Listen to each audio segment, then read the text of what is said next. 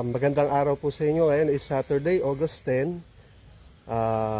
Gaya ng announcement ko, August 11, tuloy po yung pag-pruning natin bukas ng mga iba-ibang varieties pa. Pero for now, inuna ko muna po yung ating mga katawba. Ayan, kung nakikita po ninyo sa likod. Ayan, malinis na, na-pruning ko na siya. Ayan, ito siya. Ayan.